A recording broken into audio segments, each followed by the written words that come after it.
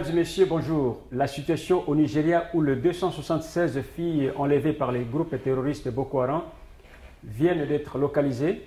Le combat dans la ville de Benghazi entre l'armée libyenne et l'organisation terroriste Daesh de l'État islamique et la vague d'immigrés dans le pays de l'Union européenne feront le menu d'actualité dans notre rubrique hebdomadaire du service multimédia en français de l'agence angolaise de presse. Une petite pause avant d'entrer dans les détails. Le président nigérian a annoncé que les 276 filles enlevées l'année dernière par les groupes terroristes de Boko Haram dans la ville de Chibok ont été localisées par les forces de sécurité nigérianes.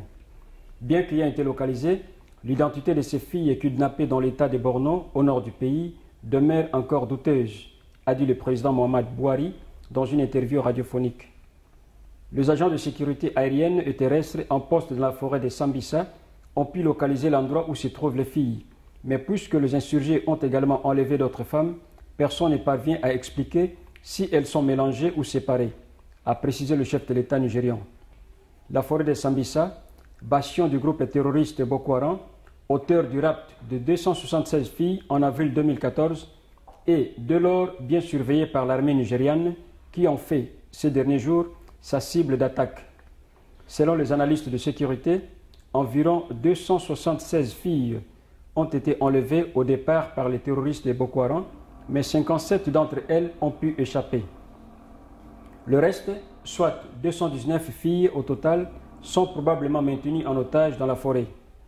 En Libye, la force aérienne a détruit un chalutier chargé d'armes et de munitions. Selon les sources militaires, l'attaque contre les bateaux a eu lieu au large du port de Al-Mereissa, dans la ville de Benghazi.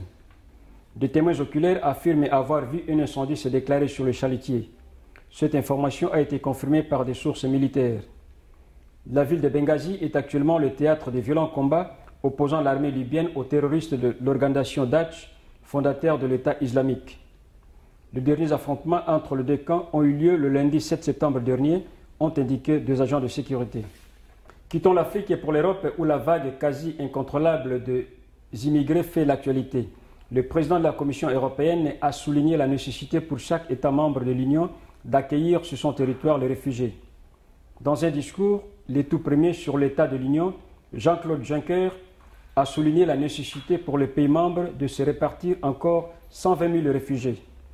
Devant le Parlement européen, à Strasbourg, le président de la Commission a précisé que la répartition de ces 120 000 réfugiés était à caractère obligatoire et urgent. M. Jean-Claude Juncker a déclaré, je cite, « La Commission avait déjà proposé un mécanisme d'urgence en mai dernier et non maintenant, afin de distribuer initialement 40 000 demandeurs d'asile qui sont arrivés en Italie et en Grèce. C'est pourquoi nous proposons maintenant un deuxième mécanisme d'urgence qui comprend encore 120 000 personnes ayant débarqué en Italie, en Grèce et aussi en Hongrie. Cette répartition est à caractère obligatoire. » Fin de citation. Voilà, mesdames et messieurs, ainsi s'achève notre rubrique hebdomadaire internationale. Je vous rappelle que le nombre d'immigrés qui ont foulé ces derniers jours les sols européens a atteint 160 000. La plupart de ces réfugiés seront répartis entre l'Espagne, la France et l'Allemagne, où la chancelière germanique Angela Merkel a lancé un appel à la solidarité européenne. Merci d'avoir été avec nous. Bonjour et à la prochaine occasion.